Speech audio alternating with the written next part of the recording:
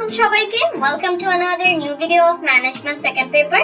আমরা management second পেপারের যে অধ্যায়টা পড়ছি সেটা হচ্ছে সংগঠিতকরণ বা সংগঠন, এবং আমরা যে কোয়েশ্চেনগুলোর আনসার জানবো তার মাধ্যমে আমরা মূলত এই অধ্যায়ের দুটো গুরুত্বপূর্ণ টপিক কভার করব।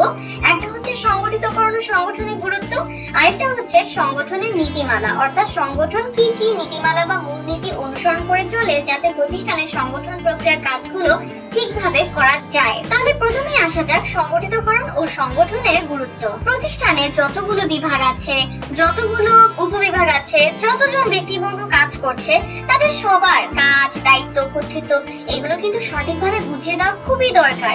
সেই সাথে একের সাথে অন্যের সম্পর্ক নির্দিষ্ট করাও কিন্তু এক্ষেত্রে দরকার। যারা কাজ করছে তারা যাতে জানে যে কোন ব্যাপারে কার সাথে যোগাযোগ করতে হবে, তারা যাতে জানে কার কাছে তাদেরকে জবাবদিহি করতে হবে। তো এই ব্যাপারগুলো কিন্তু নিশ্চিত করা অবশ্যই দরকার, নয়তো খুবই স্বাভাবিক প্রতিষ্ঠানে বিশৃঙ্খলা দেখা দিবে। আর যদি কাজগুলোকে ঠিকভাবে ভাগ করা হয়, দায়িত্ব কর্তৃত্ব ঠিকভাবে বুঝিয়ে দেওয়া হয়, সেই সাথে পারস্পরিক সম্পর্ক নির্দিষ্ট করে দেওয়া হয়, তখন কিন্তু দেখা যায় প্রতিষ্ঠানের কাজগুলো গতিশীল থেকে থাকে এবং উপায় উপকরণাদিও কিন্তু তখন ঠিকভাবে ব্যবহার করা যায়। এবং ইয়েস, সংগঠনে কর্তৃত্ব রেখা এবং যোগাযোগ প্রবাহ সম্পর্কে সবার একটা ক্লিয়ার আইডিয়া থাকে। অর্থাৎ এক কথায় সংগঠন বা সংগঠিতকরণের কাজগুলো ঠিকভাবে করার মাধ্যমে কিন্তু প্রতিষ্ঠান তার উদ্দেশ্য অর্জনের জন্য শৃঙ্খলার সাথে কাজ করতে পারে। আর যদি সংগঠনের কাজগুলো ঠিকভাবে করা না যায় তাহলে এটার অপোজিট, অর্থাৎ ব্যবস্থাপনার বাকি যে কাজগুলো আছে সেগুলো কোনোদিনই লক্ষ্য অর্জন করতে পারে না। তাহলে যেমনটা বলেছিলাম যে স্পেসিফিক্যালি গুরুত্বগুলো কি কি সেগুলো আমরা জানবো। তাহলে প্রথমেই আসা যায় উদ্দেশ্যার্জনের সহযোগিতা। এখন ব্যবস্থাপনা প্রক্রিয়ার এই যে কাজ সংগঠন, তাহলে এই সংগঠনের মাধ্যমেই কিন্তু প্রতিষ্ঠানের যতগুলো কাজ আছে এগুলোকে এটার প্রকৃতি অনুযায়ী, বৈশিষ্ট্য অনুযায়ী অথবা অন্য কোনো সুবিধাজনক ভাগে কিন্তু বিভিন্ন ভাগে ভাগ করা হয়, এবং সেই সাথে প্রত্যেকের দায়িত্ব কতটুকু, কর্তৃত্ব কতটুকু এই জিনিসটাও কিন্তু অর্পণ করা হয়, তাদেরকে বুঝিয়ে দেওয়া হয়। তো এর ফলে এই যে ঠিকঠাক ভাবে কাজগুলোকে ভাগ করার ফলে যারা নির্বাহীগণ আছেন তারা কিন্তু নিজ নিজ কাজের ক্ষেত্রে দক্ষতা অর্জন করতে পারেন, এবং প্রত্যেকের দায়িত্ব আর কর্তৃত্ব কিন্তু স্পেসিফিক্যালি ক্লিয়ার করে বলাই থাকে, এবং এই জন্য সবাই নিজের সুবিধা মতো করে নিজের দায়িত্বগুলো পালনে আরো বেশি মোটিভেটেড হয়, এবং তাদেরকে যে কাজ দেওয়া হয় সেই কাজটা যাতে ঠিকঠাক ভাবে তারা করতে পারে সেটার জন্য চেষ্টা করতে থাকে। সো আলটিমেটলি প্রতিষ্ঠানের যে উদ্দেশ্য সেই উদ্দেশ্য অর্জনে কিন্তু তখন অনেক হেল্প হয়। নেক্সট হচ্ছে উপকরণের যথাযথ ব্যবহার। প্রতিষ্ঠানে বিভিন্ন ধরনের উপকরণাদি আছে, যন্ত্রপাতি আছে, তারপরে হচ্ছে জনশক্তি আছে। তো এই যতগুলো উপকরণাদি আছে সেগুলোকে যথাযথভাবে ব্যবহার কিন্তু এই সংগঠিতকরণ ও সংগঠনের মাধ্যমেই কিন্তু করা যায়। সংগঠনের মাধ্যমে কি করা হয়? এর মাধ্যমে কিন্তু প্রতিষ্ঠানের কাজকে সঠিকভাবে ভাগ করা হয়, আর প্রত্যেকটা কাজ বা বিভাগের জন্য কোন মানের জনশক্তি প্রয়োজন, কতটুকু উপায় উপকরণ প্রয়োজন, এই জিনিসগুলো কিন্তু আগে থেকে নির্ণয় করা হয় যে কোন বিভাগে কোন উপকরণ কতটুকু প্রয়োজন। এই জিনিসগুলো কিন্তু আগে থেকেই নির্ধারণ করা হয়, আর প্রত্যেকের দায়িত্ব কর্তৃত্বের সীমা তো নির্ধারণ করেই দেওয়া হয়, এবং সেই সাথে বলেই দেওয়া হয় যে কে কার নিকট জবাবদিহি করবে। তো এই জন্য যেহেতু এই জিনিসগুলো খুবই সিস্টেমেটিক ওয়েতে সংগঠনের মাধ্যমে করাই হয়, সো আলটিমেটলি দেখা যায় যে জনশক্তি থেকে শুরু করে বাকি যে বস্তুগত উপকরণাদিগুলো আছে সেগুলোরও কার্যকর ব্যবহার নিশ্চিত করা যায়। তো এভাবে সংগঠিতকরণ ও সংগঠনে এটাও একটা গুরুত্ব। প্রতিষ্ঠানে যতগুলো উপকরণ আছে এগুলো কোথায় কতটুকু ব্যবহার করা হবে আগে থেকেই নির্ণয় যেহেতু করা হয়, সো দ্যাটস ওয়াই উপকরণের যথাযথ ব্যবহার নিশ্চিত করা যায়। নেক্সট হচ্ছে বিশেষীকরণের সহায়তা। এখন সংগঠিতকরণ ও সংগঠনে কিন্তু এটাও একটা গুরুত্ব যে এর মাধ্যমে কিন্তু বিশেষীকরণেও হেল্প করা হয়। কিভাবে? এখন প্রতিষ্ঠানে একটা কার্যকর ব্যবস্থাপনা সংগঠন কিন্তু এই বিশেষায়ন এবং শ্রম বিভাগের নীতির মাধ্যমেই গড়ে তোলা হয়, অর্থাৎ কাজগুলো ঠিকভাবে ভাগ করে দেওয়া হবে এই ব্যাপারগুলোকে কিন্তু যথেষ্ট গুরুত্ব দেওয়া হয়। এখন এর ফলে কি হয়? একজন কর্মী তার ভাগে কিন্তু বা তার জন্য কিন্তু একই ধরনের কাজ নির্দিষ্ট করার চেষ্টা করা হয়। সো এর ফলে কি হয়? এরকম হয় না যে যখন আমরা একটা কাজ বারবার করতে থাকি তখন ওই কাজে কিন্তু আমাদের দক্ষতা চলে আসে। যেমন একটা কাজ আগে করতে আমার অনেকক্ষণ লাগতো, পরে কাজগুলো করতে করতে করতে করতে দেখা যায় এখন অনেক কম সময়ের মধ্যেই তাড়াতাড়ি করে আমি এখন করে ফেলতে পারি ঠিকঠাক ভাবে, কারণ আমার ওই যে দক্ষতা চলে এসেছে। তো যেহেতু কার্যকর সংগঠনে এই জিনিসটা করা হয় যে একজন একজন কর্মীর জন্য একই ধরনের কাজ নির্দিষ্ট করা হয়। সো দ্যাটস ওয়াই দেখা যায় যে ওই কাজটায় কর্মীর দক্ষতা বৃদ্ধি পায় এবং এর ফলে কি হয়, কম খরচেই ওই কাজটা সে করে ফেলতে পারে এবং সাফল্যের সাথে করতে পারে। আর এভাবে কাজ করার ফলে প্রত্যেক বিভাগ এবং উপবিভাগের কার্যদক্ষতাও বাড়ে, নির্বাহী পক্ষেও কিন্তু মনিটর করা খুবই ইজি হয়ে পড়ে এবং কাজের মানও বৃদ্ধি হয়। তো এভাবে একই ধরনের কাজ একজন মানুষের দ্বারা করানোর ফলে ওই ব্যক্তি ওই কাজে দক্ষ হয়ে ওঠে এবং এভাবে সংগঠিতকরণ ও সংগঠনে আরো একটা গুরুত্ব এটা যে এটা এভাবে বিশেষীকরণে হেল্প করে থাকে। নেক্সট হচ্ছে সহজ সমন্বয় ও নিয়ন্ত্রণ। এটা কাকে বলে?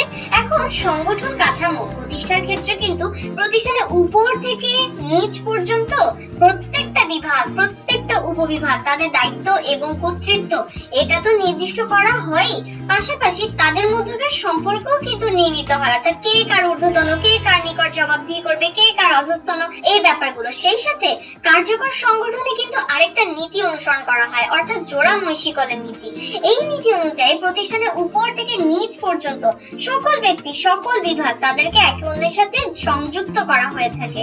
তো এর ফলে কি হয়, প্রত্যেক ব্যক্তি এবং যে উপায় উপকরণাদি আছে তো তারা সবাই একে অন্যের সহযোগী হয়ে ওঠে এবং এর ফলে যে জিনিসটা হয় যে স্বতঃস্ফূর্ত একটা সমন্বয় ব্যবস্থা গড়ে ওঠে এবং এই ধরনের সিচুয়েশন হয় না যে কোন একটা বিভাগ খুব এগিয়ে গেল আবার কোন একটা বিভাগ খুব পিছিয়ে গেল, এই টাইপের সিচুয়েশন হয় না, অর্থাৎ সর্বস্তরে সমন্বিত কার্য ব্যবস্থা পরিচালিত হয়। তো এভাবেই সহজ সমন্বয় এবং নিয়ন্ত্রণ এটাও সংগঠিতকরণ সংগঠন একটা গুরুত্ব।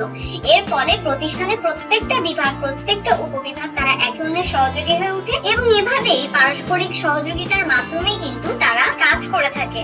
নেক্সট হচ্ছে সৃজনশীলতার বিকাশ। এখন সংগঠিতকরণ ও সংগঠনে আরো একটা গুরুত্ব হচ্ছে যে এটা প্রতিষ্ঠানে নিয়োজিত যে কর্মীরা আছে এবং যে নির্বাহীগণ আছেন তাদের সৃজনশীলতার বিকাশেও কিন্তু সাহায্য করে থাকে। এখন যথোপযুক্ত কর্তৃত্ব লাভ করে কর্মী বা নির্বাহী যেমন সন্তুষ্ট হয়, সেই সাথে কিন্তু আগে থেকে তাকে বলে দেওয়া তার যে কাজের দায়িত্ব সেটা কিন্তু তাকে নিজ যোগ্যতা অর্জনেও উৎসাহিত করে। আবার প্রত্যেকের কর্তৃত্ব সীমা কিন্তু নির্দিষ্ট, এই জন্য নিজের কর্তৃত্ব সীমার মধ্যে তার দায়িত্বটা সে কতটুকু ঠিকভাবে সুন্দর করে করতে পারে এই ব্যাপারে কিন্তু নির্বাহী বা কর্মী তারা কিন্তু চিন্তা করে। এবং যেহেতু প্রতিষ্ঠানের প্রমোশনের ব্যাপারটা বা পদোন্নতির ব্যাপারটা নির্ধারিত থাকে যে যদি তুমি তোমার দায়িত্বটা ঠিকভাবে পালন করো তাহলে তোমাকে রিওয়ার্ড দেওয়া হবে। সো দ্যাটস ওয়াই কিন্তু যারা নির্বাহীগণ থাকেন বা কর্মী থাকেন তারা ওইটা অর্জন করার জন্য নিজেকে প্রস্তুত করে তোলেন এবং এর ফলে কিন্তু তাদের সৃজনশীলতার বিকাশ ঘটে, তারা তাদের দায়িত্বটা আরো কিভাবে বেটার করা যায় সেই চিন্তা ভাবনা করে। তো আলটিমেটলি সংগঠিতকরণ ও সংগঠন এটাও একটা গুরুত্ব যে এই যে সংগঠনের মাধ্যমে বা সংগঠিতকরণের কাজ এটা যে দায়িত্ব কর্তৃত্ব নির্দিষ্ট করে দেওয়া, এর মাধ্যমে কিন্তু নির্দিষ্ট ওই কর্তৃত্ব রেখার মধ্যেই কর্মী চেষ্টা করে যে তার দায়িত্বটা খুব ভালোভাবে পালন করতে এবং এটা কিভাবে আরো বেটার করা যায় এই নিয়ে সে চিন্তা ভাবনা করে এন্ড আলটিমেটলি তার সৃজনশীলতার বিকাশ ঘটে। নেক্সট হচ্ছে কার্যকর নেতৃত্ব প্রতিষ্ঠা।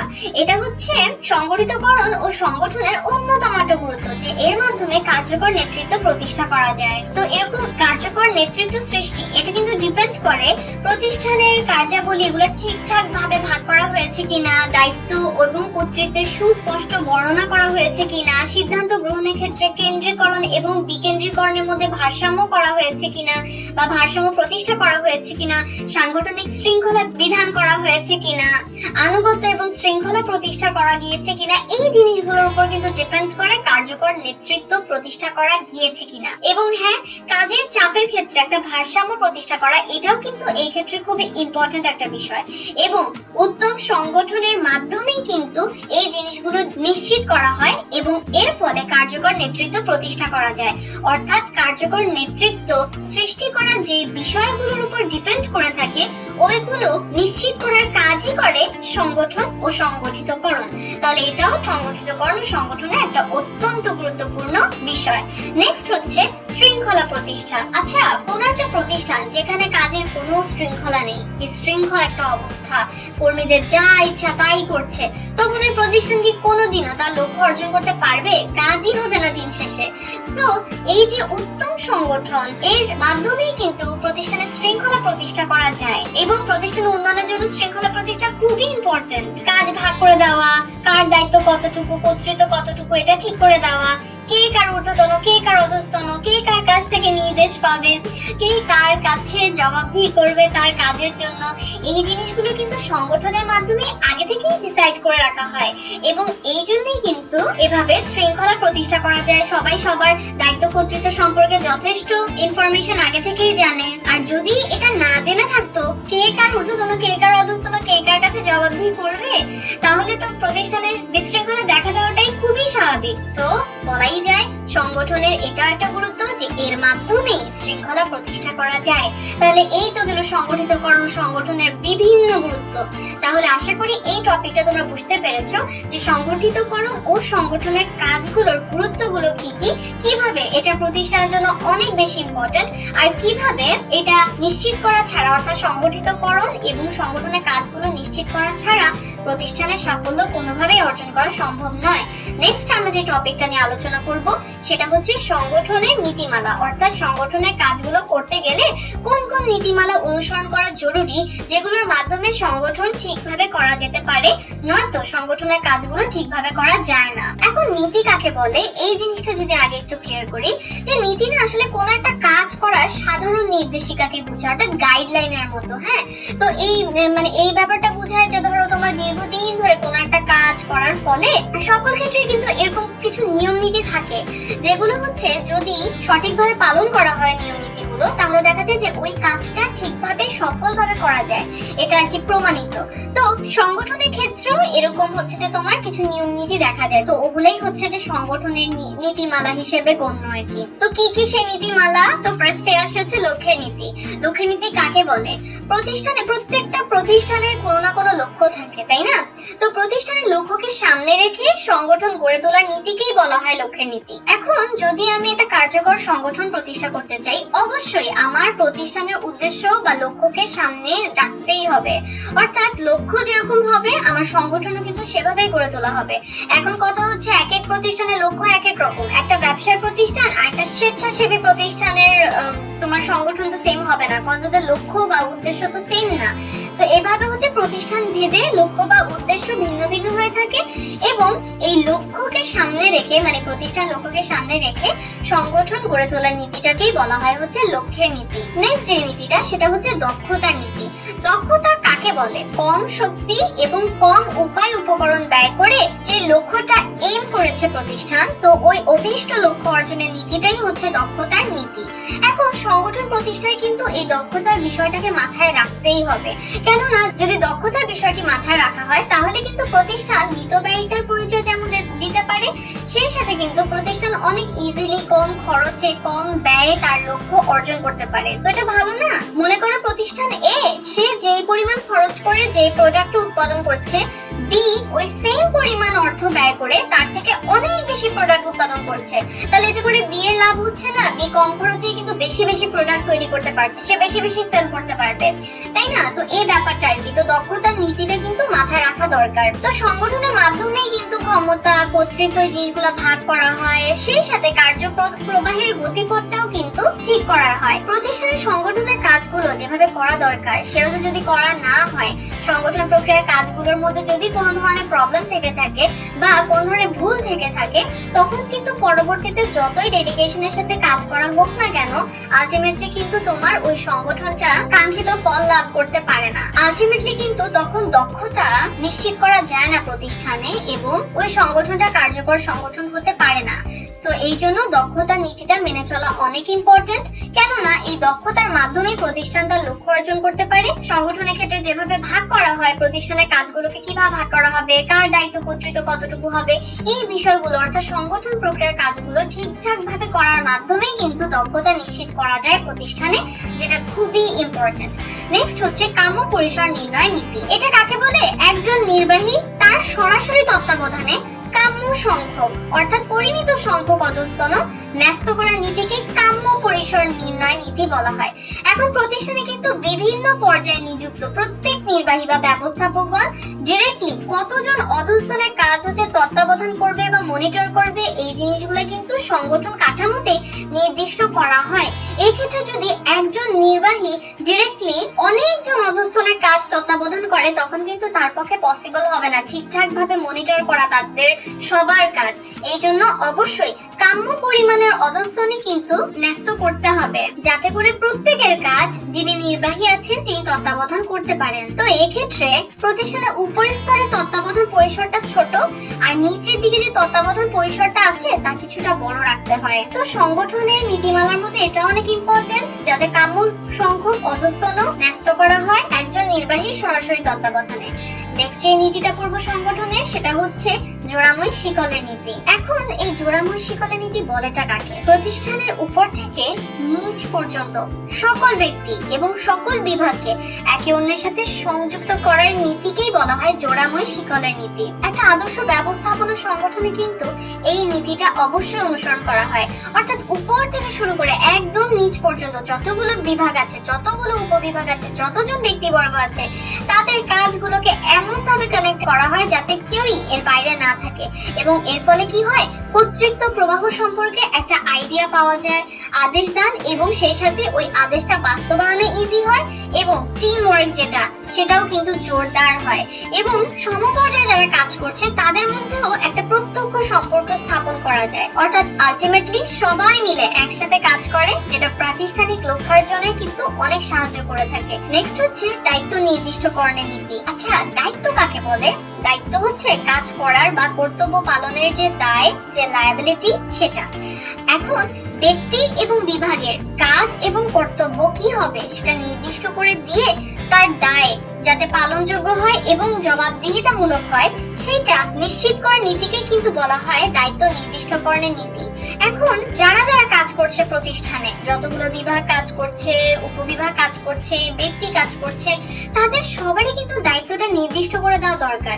সবাই যাতে জানে যে আমার দায়িত্ব কতটুকু। যদি একটা ক্লিয়ার আইডিয়া না থাকে, এতে করে অন্যের ঘাড়ে দোষ চাপানো একটা প্রবণতা যেমন দেখা দিতে পারে, সেই সাথে কর্মীরা কাজ করতে গিয়েও কিন্তু ভালোই প্রবলেমে পড়ে। এখন প্রতিষ্ঠানে একদম উপরের স্তরে নির্বাহীদের না দায়িত্ব এবং কর্তৃত্ব দুইটাই বেশি থাকে, আর যত নিচের দিকে নামতে থাকে ততই হচ্ছে যে তোমার দায়িত্ব এবং কর্তৃত্ব দুইটাই হচ্ছে কমতে থাকে।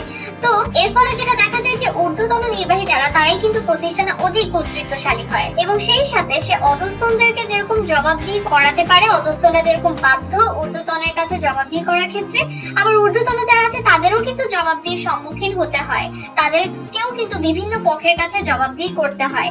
তো এটাই হচ্ছে তো দায়িত্ব নির্দিষ্টকরণের নীতি। এটাই হচ্ছে সংগঠনের আরেকটা নীতিমালা, যেটা এই কথা বলে যে ব্যক্তি এবং বিভাগের দায়িত্ব কর্তব্য কতটুকু হবে সেটা নির্দিষ্ট করে দায় যাতে পালনযোগ্য হয় এবং সেই সাথে জবাবদিহিতামূলক হয়, সেটা নির্দিষ্ট করার নীতিকেই বলা হয় হচ্ছে দায়িত্ব নির্দিষ্টকরণের নীতি। প্রতিষ্ঠানের ঊর্ধ্বতনের ক্ষেত্রে যেরকম দেখা যায় কর্তৃত্ব এবং দায়িত্ব দুটোই বেশি থাকে, যতই নিচে নামতে থাকে ততই দায়িত্ব এবং কর্তৃত্ব দুটোই কমতে থাকে। তো ঊর্ধ্বতনের কাছে যেরকম অধস্তনরা জবাবদিহি করে, ঊর্ধ্বতন যারা আছে তাদেরকেও কিন্তু জবাবদিহি করতে হয়। তো এভাবেই হচ্ছে দায়িত্ব নির্দিষ্টকরণের নীতিটা নিশ্চিত করা দরকার, এবং অবশ্যই কর্তৃত্ব এবং দায়িত্বের মধ্যে একটা ভারসাম্য কিন্তু থাকতেই হবে। নেক্সট যে নীতিটা সেটা হচ্ছে আদেশের ঐক্য নীতি। এটা হবে একজন কর্মী, তার আদেশদাতা হবেন একজন মাত্র ব্যক্তি। এইটা নিশ্চিত করার নীতিকে বলা হয় আদেশের ঐক্য নীতি। এখন দেখো, সংগঠন যখন প্রতিষ্ঠা করা হবে তখন এমন ভাবেই কিন্তু দায়িত্ব কর্তৃত্ব ভাগ করতে হবে যেন কোনো ক্ষেত্রে এই ধরনের সিচুয়েশন না হয় যে একজন অধস্তন সে প্রত্যক্ষভাবে দুইজনের কাছ থেকে অর্ডার নিচ্ছে। এই ধরনের সিচুয়েশন যাতে না হয়, কারণ এর ফলে কিন্তু দেখা যায় যে ওই অধস্তন কর্মীর কাজে কিন্তু তখন বিঘ্ন সৃষ্টি হবে। এই ধরনের সিচুয়েশন হবে যে অধস্তন ভাবে যে কাকে জানি কোন রিপোর্টটা দেওয়ার কথা ছিল। এই ধরনের সিচুয়েশনে পড়া কিন্তু তখন খুবই স্বাভাবিক হয়ে পড়বে, এবং হ্যাঁ, তার তো কাজের ভারও বৃদ্ধি হবে। তো এই জন্য এই আদেশের ঐক্য নীতি এটাও সংগঠনের একটা নীতিমালার অন্তর্ভুক্ত, যেটা বলে যে একজন কর্মী তার প্রত্যক্ষ আদেশ করতে হবে একজন মাত্রই ব্যক্তি, এবং ওই ব্যক্তি ওই ঊর্ধ্বতনের কাছেই কিন্তু তার কাজের রিপোর্ট বা জবাবদিহি করতে হবে। এবং যদি একাধিক আদেশদাতা থাকে তাহলে দ্বৈত অধীনতা সৃষ্টি হয়, এবং যেটা বললাম অধস্তনের পক্ষে কিন্তু তখন তার দায়িত্বটা পালন করা পসিবল হবে না। নেক্সট হচ্ছে সারল্য ও সুস্পষ্টতা নীতি। এখন এই সারল্য সুস্পষ্টতা নীতি কাকে বলে? সংগঠন কাঠামো চিত্র দেখেই যেন এর বিভিন্ন বিভাগ, উপবিভাগ, তারপর কর্তৃত্ব প্রবাহ, কে কার ঊর্ধ্বতন কে কার অধস্তন, এই জিনিসগুলো যাতে ইজিলি ইজিলি বোঝা যায় এবং দায়িত্ব কর্তৃত্ব যেন সহজেই সবাই বুঝে নিতে পারে যে আমার দায়িত্ব কোনটা বা কর্তৃত্ব কোনটা, এটা নিশ্চিত করার নীতিকে বলা হয় সারল্য ও সুস্পষ্টতা নীতি। অর্থাৎ খুবই ক্লিয়ারলি বলা থাকবে কার দায়িত্ব এবং কর্তৃত্ব কতটুকু। তো এই নীতি বলে সংগঠন কাঠামো দেখে সংগঠনের ভিতরে এবং বাইরে যে কেউ যেন ওই সংগঠনের স্তর বিন্যাস, তারপরে হচ্ছে জনশক্তি, বিভাগ, এগুলো সম্পর্কে একটা ক্লিয়ার আইডিয়া পেতে পারে। প্রত্যেকেই যেন জানতে পারে তার ঊর্ধ্বতনকে, তার অধস্তনকে, এইগুলো সম্পর্কে, এবং তার দায়িত্ব কতটুকু, কর্তৃত্ব কতটুকু, এই রিলেটেড ইনফরমেশন যাতে খুবই ইজিলি বুঝে নিতে পারে, এটাই হচ্ছে এই নীতি বলে। আর লাস্ট যে নীতিমালাটা পড়বো সেটা হচ্ছে বিশেষায়নের নীতি। এখন এই বিশেষায়নের নীতি বলেটা কাকে? বিশেষ কাজে বা কোন একটা স্পেসিফিক কাজে কর্মীর বিশেষ জ্ঞান বা দক্ষতা যাতে সৃষ্টি হয়, ওইটার জন্য ওইভাবেই কাজ ভাগ করা এবং দায়িত্ব অর্পণের নীতিকে বলা হয় বিশেষায়নের নীতি। বিশেষণ বলতে এটাই বোঝায় যে কাজকে ঠিকভাবে ভাগ করে একজন কর্মীর জন্য একটা কাজ নির্দিষ্ট করা, এটাই বোঝায় বিশেষণ বলতে, যাতে একই ধরনের কাজ করতে গিয়ে কর্মী দক্ষতা অর্জন করতে পারে, সে যাতে জ্ঞান অর্জন করতে পারে ওই কাজের ব্যাপারে। যদি অনেকগুলো কাজ আমি একসাথে একজন কর্মীকে দিয়ে দিই, তখন কিন্তু সে তাড়াহুড়ো করতে গিয়ে বা এতগুলো কাজ একসাথে সামলাতে গিয়ে সে কিন্তু তখন কনফিউজ হয়ে যাবে, প্লাস দক্ষতা অর্জন করতে পারবে না। তো এই জন্য কিন্তু বিশেষায়নের নীতি মেনে চলাটা অনেক ইম্পর্টেন্ট। আর এর মাধ্যমে কিন্তু একজন কর্মীর কার্যদক্ষতা বাড়ে আর প্রতিষ্ঠানের সর্বস্তরে কাজের গতিশীলতা বজায় থাকে। তো কাজ যখন ভাগ করা হবে, এই বিশেষায়নের ব্যাপারটার উপর কিন্তু অনেক গুরুত্ব দিতে হয় এর জন্য। তো এইভাবেই কিন্তু আমরা দেখছি বেশ কিছু ইম্পর্টেন্ট নীতি যেগুলো সংগঠনের কাজগুলো ঠিকভাবে করার জন্য অনেক ইম্পর্টেন্ট, এবং যেহেতু সংগঠন ও সংগঠিতকরণের কাজগুলো ছাড়া প্রতিষ্ঠান তার লক্ষ্য কোনোদিনই অর্জন করতে পারবে না। সো দ্যাটস ওয়াই কিন্তু এই নীতিমালাগুলো এনশিওর করা, নিশ্চিত করা খুবই ইম্পর্টেন্ট। এখন এই রিলেটেড একটা কুইজ, একটা কোয়েশ্চেন জিজ্ঞাসা করে এই ভিডিও লেকচারটা শেষ করি, যে বলতো প্রতিষ্ঠানের উপর থেকে নিচ পর্যন্ত সকল ব্যক্তি এবং বিভাগকে একে অন্যের সাথে সংযুক্ত বা কানেক্ট করার নীতিকে কি বলে? আদেশের ঐক্য নীতি নাকি জোড়াময় শিকলের নীতি? এই লাস্ট যে টপিকটা পড়ালাম সেটা যদি বুঝে থাকো তাহলে কিন্তু পারার কথা যে কোন নীতি আসলে কোন বিষয়টা ইন্ডিকেট করে।